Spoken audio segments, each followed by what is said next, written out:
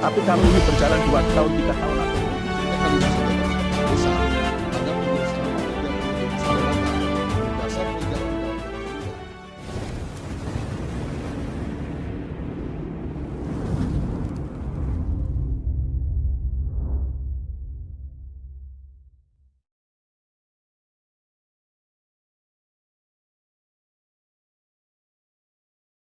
Pengurangan periode jabatan kepala desa merupakan wujud efisiensi pemilihan kepala desa dalam jangka panjang. Governor Chess Prevoir Emil de Gerardin, pemerintah harus melihat ke depan dalam merencanakan apa yang akan atau yang harus dilakukan.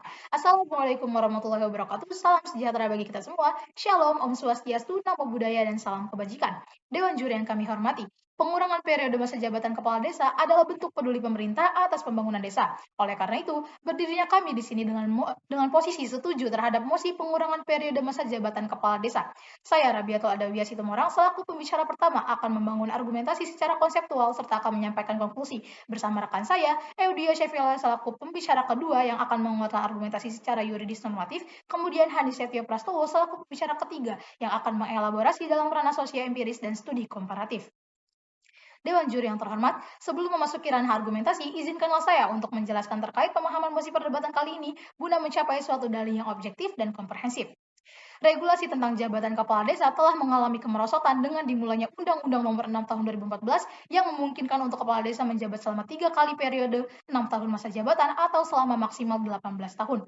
Pertama, berlandaskan dimensi efektivitas sebagai pisau analisis kami, terlalu lamanya kepala desa menduduki kursi jabatan tersebut justru akan menimbulkan keserampangan dalam pengelolaan pemerintahan desa. Dalam konteks ini, demokrasi prosedural atau substansial akan mengalami pengeroposan. Aspirasi warga dinihilkan, serta hasrat elit lokal untuk berkuasa justru memperoleh dukungan. Hal ini berimplikasi terhadap beragam akses politik, sosial, serta ekonomi yang dikuasai oleh kepala desa serta kelompok khusus yang sejalan. Disinilah kemudian konsep penyalahgunaan kekuasaan atau abuse of power justru semakin langgeng terjadi. Selaras dengan hal tersebut, Profesor Dr. Aziumardi Azra menuliskan bahwa kekuasaan absolut di dalam negara demokrasi merupakan sebuah pertanda kemunduran demokrasi yang tidak terelakkan lagi. Maka dari itu, kami setuju dalam posisi perdebatan kali ini untuk mengurangi periode masa jabatan kepala desa dan kembali ke dalam ketentuan Undang-Undang Nomor 32 Tahun 2004 tentang pemerintahan daerah di mana ditemukannya periode masa jabatan ideal dan sesuai dengan konstitusi yakni selama 2 kali periode dan 6 tahun masa jabatan yang selanjutnya akan dielaborasi oleh pembicara 2 dan pembicara 3. Sekian dan terima kasih. Konsep teori rule of law menyebutkan bahwa hukum hadir sebagai pagar pembatas kesewenangan penguasa. Hal ini berkonsekuensi logis bahwa adanya eksistensi regulasi yang memungkinkan kepala desa untuk menjabat selama 18 tahun harus diubah dan dikurangi untuk mencegah adanya kesewenangan dalam pengambilan kebijakan. Assalamualaikum warahmatullahi wabarakatuh. Shalom, Om Swastiastu, Namo Buddhaya, dan salam kebajikan.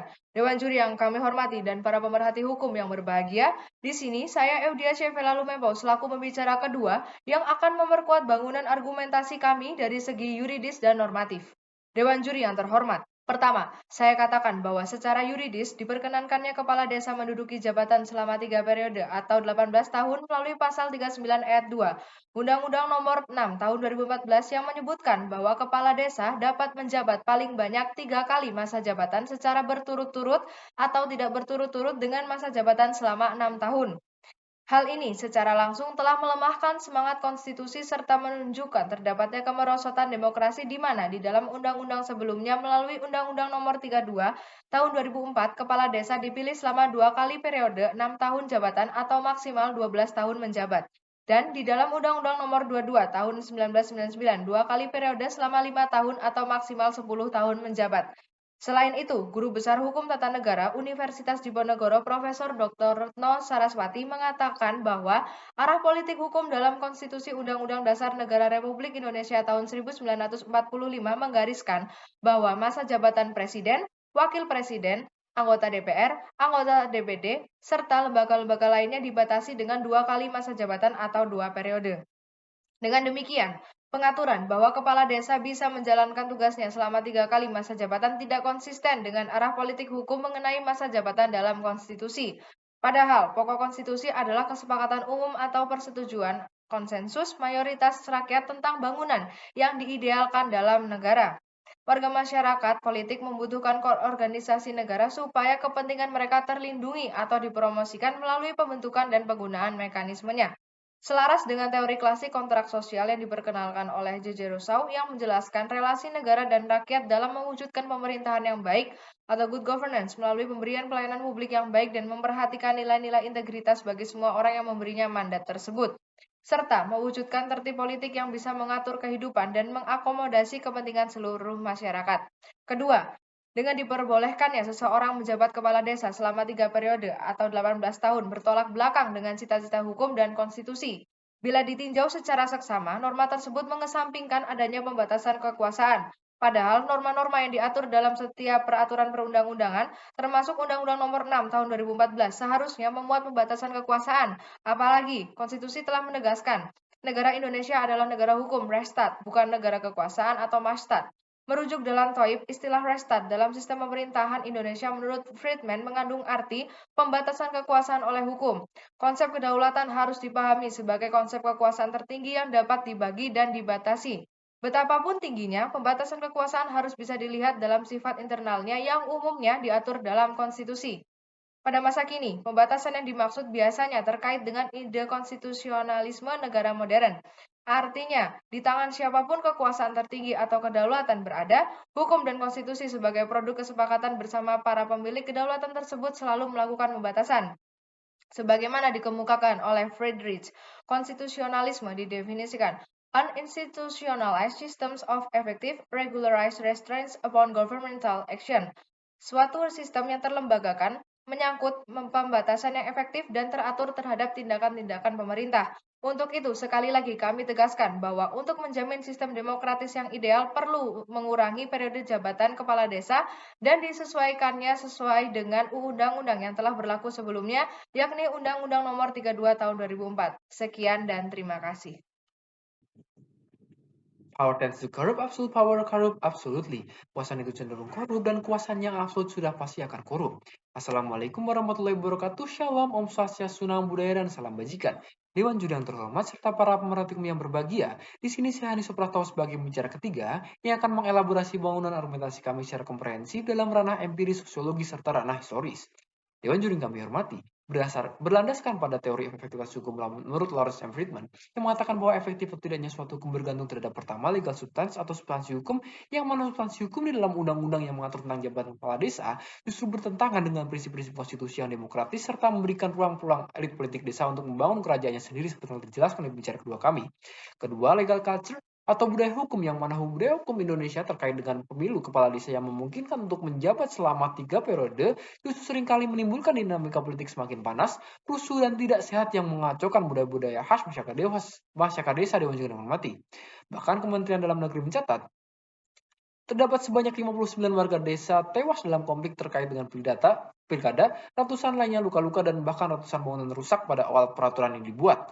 Padahal menurut Profesor Dr. Aloysius Sartono Kartodinjo mengatakan bahwa ciri khas dan faktor utama perkembangan dari sejumlah komunitas kecil seperti desa adalah adanya ikatan komunal yang cukup kuat Dewan Juri yang hormati, terutama terwujud dalam suatu kelompok sosial yang berupa kehidupan bertangga dekat serta dalam kegiatan-kegiatan yang berdasarkan etos paguyuban. Poin ketiga adalah legal structure atau struktur hukum, di mana struktur hukum di tingkat desa akan semakin kacau dengan melanggengnya kekuasaan kepala desa yang bisa berlangsung bahkan hingga 18 tahun Dewan Juri yang hormati. Hal ini dibuktikan